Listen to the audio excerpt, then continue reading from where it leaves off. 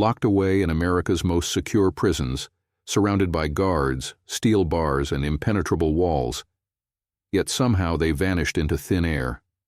From makeshift rafts to wooden guns, underground tunnels to cold-blooded deception, these 5 legendary escapes left the world stunned and authorities humiliated. Some were caught, some were killed, and others were never seen again. How did they pull it off? And did they truly get away? Buckle up, because these are the most infamous jailbreaks in U.S. history, and the shocking secrets behind them. The Alcatraz escape, 1962.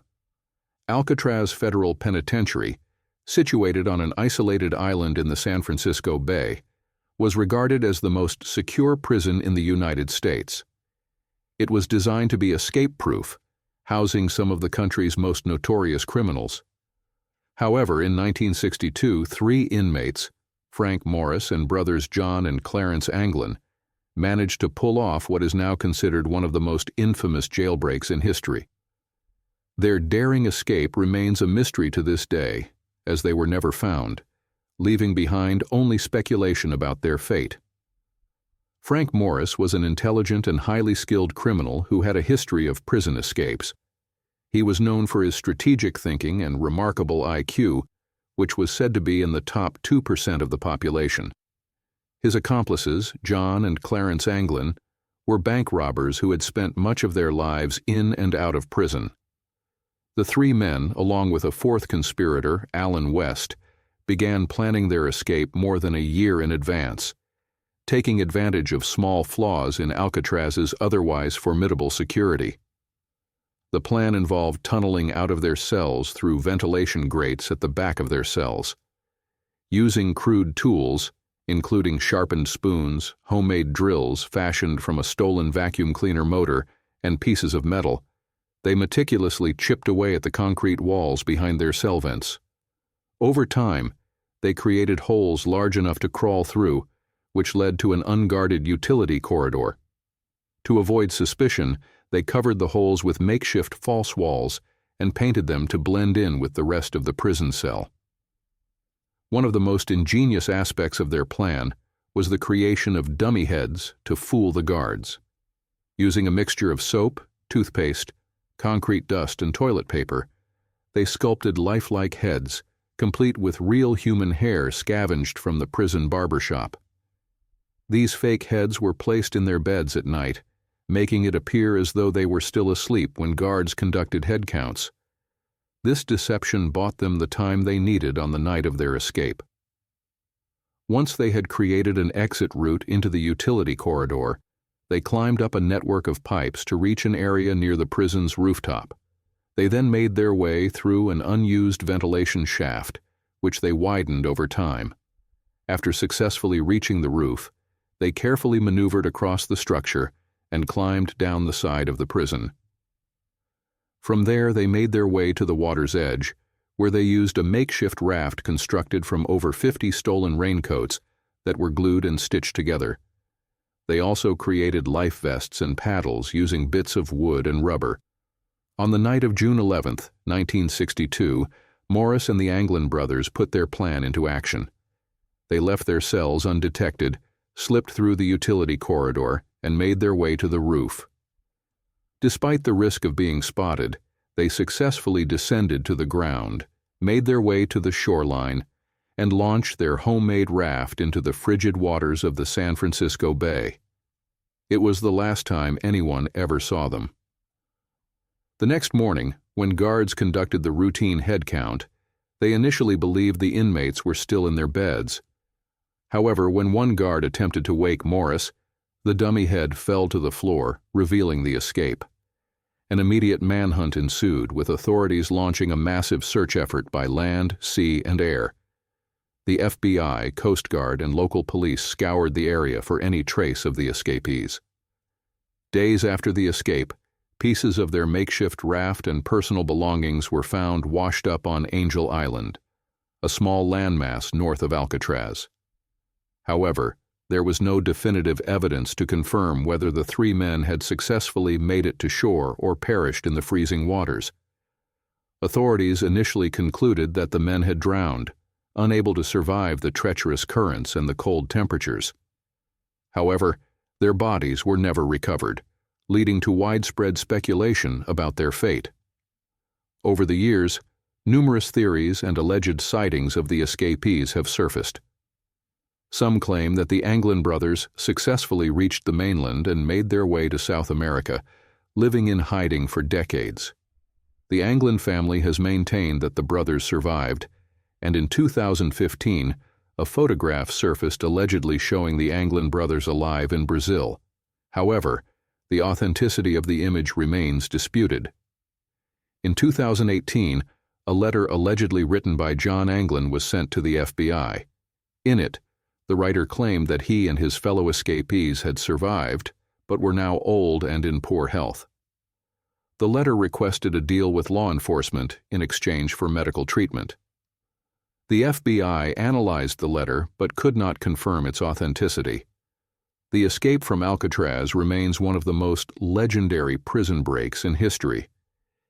The FBI officially closed the case in 1979, concluding that the men likely drowned. However, many remain convinced that Morris and the Anglin brothers succeeded in their daring escape, living out their lives in secret. The mystery of Alcatraz continues to captivate the public, and whether or not the escapees survived, their story stands as one of the greatest prison break tales ever told. The Texas 7, 2000.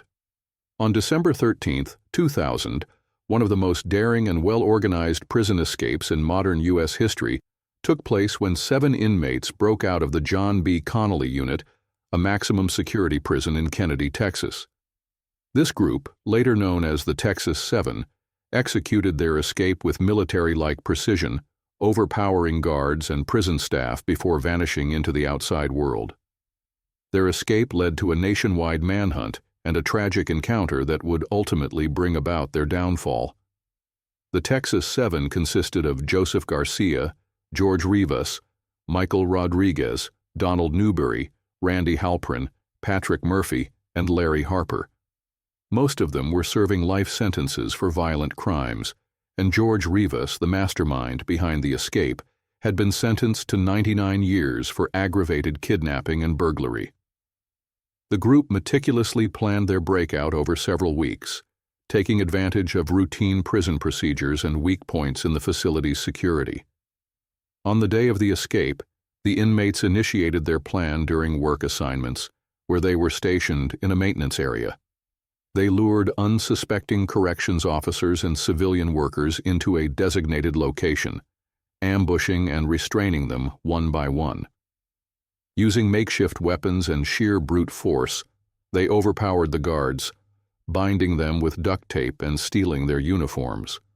To avoid raising suspicion, they used walkie-talkies to impersonate prison staff, giving fake reports over the radio to buy time. Once they had neutralized the immediate threat of discovery, they stole keys and access cards, allowing them to move freely through the prison. They then raided the prison armory, arming themselves with handguns, shotguns, and rifles. Their plan continued to unfold without major obstacles as they disguised themselves in stolen guard uniforms and staged a phony phone call to the front gate, claiming they were authorized personnel leaving the premises. To complete their ruse, the Texas 7 loaded themselves into a prison maintenance truck, driving past unsuspecting guards at the perimeter.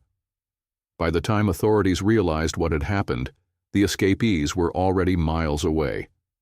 They quickly abandoned the prison vehicle, splitting up and stealing multiple cars as they made their way across Texas. The group quickly became the subject of a nationwide manhunt, and the FBI placed them on its most wanted list. Using stolen money and weapons, they moved undetected for weeks, committing a string of robberies to sustain themselves. Their most infamous crime occurred on Christmas Eve, just 11 days after their escape. In Irving, Texas, the Texas 7 targeted an Oshman's sporting goods store, aiming to steal firearms and supplies. The heist quickly turned deadly when a police officer, Aubrey Hawkins, responded to a silent alarm. As Hawkins arrived on the scene, The escapees ambushed him, shooting him multiple times before running him over with a stolen vehicle. The officer died instantly, and the murder escalated their status from dangerous fugitives to highly wanted criminals nationwide. The killing of Officer Hawkins intensified the search efforts. Law enforcement agencies across the country were on high alert, and the FBI ramped up efforts to locate the escapees. The manhunt eventually led authorities to Woodland Park, Colorado, where the fugitives had been hiding in an RV park under assumed identities. On January 22, 2001, authorities finally caught up with the Texas Seven. The manhunt ended in a tense standoff that lasted several hours. One of the escapees, Larry Harper, refused to surrender and took his own life rather than face capture. The remaining 6 were taken into custody without further bloodshed. All 6 surviving members were sentenced to death for their involvement in Officer Hawkins's murder. Over the following years, each member faced execution, with George Rivas being the first to be put to death in 2012. The final surviving member, Patrick Murphy, remains on death row due to legal complications regarding his execution, but the fate of the Texas Seven was ultimately sealed. The Texas Seven's escape remains one of the most infamous prison breaks in U.S. history. Their well-orchestrated plan demonstrated how vulnerabilities in prison security could be exploited, but their violent actions ultimately led to their undoing. Their story serves as a chilling reminder of the dangers posed by determined and ruthless criminals, as well as the relentless pursuit of justice by law enforcement. John Dillinger's wooden gun escape, 1934. John Dillinger, one of the most infamous criminals of the Great Depression era, was known for his bold bank robberies and cunning ability to evade capture. But his most daring escape took place on March 3, 1934, when he pulled off a nearly unbelievable jailbreak from the supposedly escape-proof Crown Point Jail in Indiana, armed with nothing more than a wooden gun. This audacious feat cemented his legend and left law enforcement both humiliated and furious as they scrambled to recapture America's most wanted man. By early 1934, Dillinger had already earned a national reputation as a daring outlaw. He had been arrested multiple times, escaped once before, and was leading a notorious gang responsible for a string of high-profile robberies. After being apprehended in Tucson, Arizona, in January of that year, he was extradited to Indiana, where he was to stand trial for the murder of a police officer. Officials boasted that Crown Point Jail was inescapable, heavily guarded, and reinforced to prevent breakouts. Despite the heightened security, Dillinger had other plans. According to later accounts, Dillinger managed to carve a fake gun out of wood, possibly from a broomstick or a piece of his cell's furniture. Some believe he blackened it with shoe polish to make it look more convincing. Others suggest he may have had outside help smuggling in a real weapon, though no conclusive proof of this theory has ever emerged. Regardless of how he acquired his gun, what followed was one of the boldest prison escapes in history. On the morning of March 3rd, Dillinger made his move. He used his wooden gun to threaten a guard, ordering him to hand over his real firearm. With an actual weapon in his hands, he quickly took control of the jail, locking up several guards and staff members in cells. He then made his way to the garage, where he found a sheriff's Ford V8. In an act of sheer bravado, he forced one of the jail employees to open the garage doors and then drove right out the front gate. As he sped away in the stolen police car, Dillinger knew he was far from safe. At that time, crossing state lines in a stolen vehicle was a federal crime under the recently enacted National Motor Vehicle Theft Act, meaning that the FBI now had jurisdiction over his case. Until this moment, he had been a state fugitive, but now he was officially a federal fugitive, placing J. Edgar Hoover's FBI on his trail. Dillinger drove the stolen sheriff's car across state lines into Illinois, which immediately put federal agents on high alert.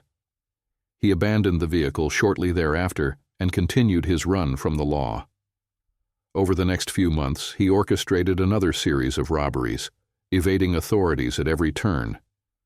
His escape from Crown Point had humiliated law enforcement and made headlines across the nation, further fueling his reputation as an untouchable outlaw. The federal government responded with unprecedented intensity. The FBI, under Hoover's direction, ramped up its pursuit of Dillinger, using new forensic methods and tracking techniques. Despite several close calls, he remained on the run, but his luck was running out. On July 22, 1934, the chase came to an end outside the Biograph Theater in Chicago. After receiving a tip from Anna Sage, a Romanian-born informant known as the Lady in Red, the FBI set up an ambush as Dillinger exited the movie theater. As he stepped onto the street, agents surrounded him. Realizing he was trapped, he attempted to flee but was shot multiple times. He collapsed in an alleyway, fatally wounded, bringing an end to his legendary criminal career. John Dillinger's wooden gun escape remains one of the most remarkable jailbreaks in American history. Whether it was an act of deception, an inside job, or simply the result of his unparalleled confidence and charisma, it stands as a testament to his ability to outwit the law. Even today, his escape from Crown Point Jail is studied as one of the boldest prison breaks ever executed, further cementing his status as one of America's most legendary outlaws.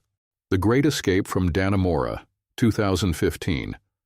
In the summer of 2015, two convicted murderers, Richard Matt and David Sweat, executed one of the most shocking and intricate prison breaks in modern U.S. history. Their escape from Clinton Correctional Facility in Dannemora, New York, was straight out of a Hollywood movie, complete with hidden tunnels, smuggled tools, and a romantic entanglement with a prison employee. The breakout launched a massive manhunt that lasted nearly 3 weeks and captivated the nation as authorities scrambled to track down the fugitives. Clinton Correctional Facility, often referred to as Little Siberia due to its remote location in upstate New York, was known for its high security conditions. Matt and Sweat were both serving life sentences for brutal murders. Richard Matt, a career criminal with a history of escapes, had kidnapped, tortured, and killed a businessman. David Sweat had murdered a sheriff's deputy in cold blood. Despite the facility's reputation as being escape-proof, these two men found a way to break free. The planning for the escape began months in advance. The inmates used a combination of manipulation, patience, and skill to pull off their daring plan. The key to their escape was their connection with Joyce Mitchell, a civilian prison worker who supervised the facility's tailor shop. Matt, known for his charm, seduced Mitchell, convincing her to assist them. She smuggled tools, hacksaw blades, chisels, and drill bits, hidden inside frozen hamburger meat, which was delivered to Matt and Sweat inside the prison. Using these tools, the two men cut through the steel walls at the back of their adjoining cells. Once through, they accessed the prison's underground tunnels, navigating a complex network of steam pipes and sewage systems beneath the facility. They meticulously planned their route, studying prison blueprints and taking careful steps to ensure they wouldn't be detected. The men worked during the night, concealing their activities by covering holes in their walls with makeshift panels. As their escape neared completion, they devised an elaborate plan to slip out unnoticed. On the night of June 5, 2015, they left dummies in their beds to create the illusion that they were still asleep. This trick gave them a critical head start before guards realized they were missing. From there, they made their way through the tunnels, squeezing through narrow passageways and cutting their way through a series of metal barriers. Their final obstacle was a locked manhole cover outside the prison walls. When they emerged from the sewer system, they were free men. By the time authorities discovered their absence the next morning, Matt and Sweat had already vanished into the dense forests surrounding Dannemora.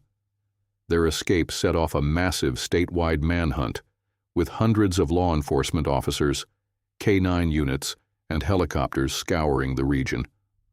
Authorities interrogated Joyce Mitchell, who soon cracked under pressure and admitted to helping the prisoners.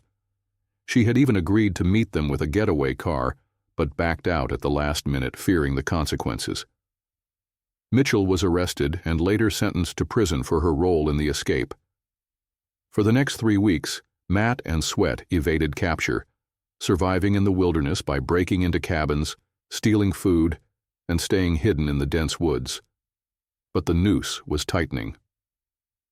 On June 26, 2015, after weeks of relentless pursuit, authorities caught up with Richard Matt near Malone, New York. When he refused to surrender, he was shot and killed by a tactical team. 2 days later, on June 28, David Sweat was spotted by a state trooper near the Canadian border. He attempted to run, but the officer shot him twice, bringing him down before he could escape. Sweat survived his injuries and was taken into custody. He was later sentenced to an additional life term in solitary confinement, ensuring he would never have another chance to escape. The Great Escape from Dannemora exposed serious flaws in prison security and led to sweeping reforms in the New York correctional system. The escape captivated the public and inspired a TV miniseries, but more importantly, it served as a stark reminder of how even the most secure prisons can be compromised with determination, deception, and a little outside help. The Brushy Mountain Breakout, 1977. In 1977, James Earl Ray, the convicted assassin of Dr. Martin Luther King Jr., orchestrated a daring prison escape from Brushy Mountain State Penitentiary in Tennessee. This maximum security prison was built to hold the most dangerous criminals, but Ray and 6 other inmates managed to break free in a dramatic attempt to reclaim their freedom. However, their time on the run was short-lived, and the manhunt that followed turned into one of the most high-profile searches in U.S. history.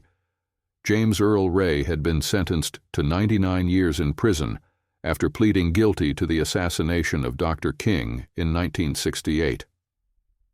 Despite his guilty plea, he later claimed he was innocent, insisting that he had been framed. Whether true or not, Ray never stopped trying to escape, attempting multiple times to break free from prison before finally succeeding in 1977. By that time, he was housed at Brushy Mountain State Penitentiary, a grim, isolated facility known for its strict security and harsh conditions. The prison was surrounded by thick forests, rocky cliffs, and rugged terrain, making escape nearly impossible. Yet Ray and 6 other inmates found a way. The plan had been in the works for months. The inmates saw an opportunity in the prison's daily operations and carefully studied guard routines, weak spots in security, and the layout of the facility. On the afternoon of June 10, 1977, they put their escape plan into action. Using a hacksaw smuggled into the prison, they cut through a metal bar in the recreation yard and slipped through. Once outside the immediate prison walls, they sprinted toward the mountains, disappearing into the dense Tennessee wilderness. Their escape triggered an immediate lockdown, and within minutes, sirens blared as prison guards and local law enforcement mobilized to track them down. Authorities launched a massive manhunt, deploying helicopters, tracking dogs, and hundreds of officers to scour the surrounding area. The rugged landscape, filled with steep hills and thick woods, made the search incredibly challenging. But the very terrain that had allowed them to vanish so quickly also worked against them. Navigating through the wilderness without supplies was nearly impossible. James Earl Ray, in particular, struggled with the conditions. Unlike some of the other escapees, he was not physically prepared for the brutal elements. He and his accomplices had no food, no water, and no real plan for surviving in the wild. Within 54 hours of his escape, authorities caught up with him, exhausted and barely able to continue running. Ray was found less than 10 miles from the prison, hiding in rough terrain, dehydrated and desperate. The other escapees were captured one by one over the following days, with all 7 ultimately being returned to Brushy Mountain. Their brief time on the run had done little more than reinforce the reality that escaping the prison system was futile. After his recapture, James Earl Ray was placed under even tighter security. His sentence was extended by another year for the escape attempt, though it made little difference. He was already destined to spend the rest of his life behind bars. He remained incarcerated until his death in 1998. The 1977 Brushy Mountain escape remains one of the most famous prison breaks in American history. While it showcased the ingenuity and determination of desperate inmates, it also demonstrated the overwhelming power of law enforcement to track down and recapture fugitives. The rugged Tennessee wilderness, which had initially seemed like an escape route, ultimately became a prison of its own, ensuring that James Earl Ray and his accomplices had nowhere to run.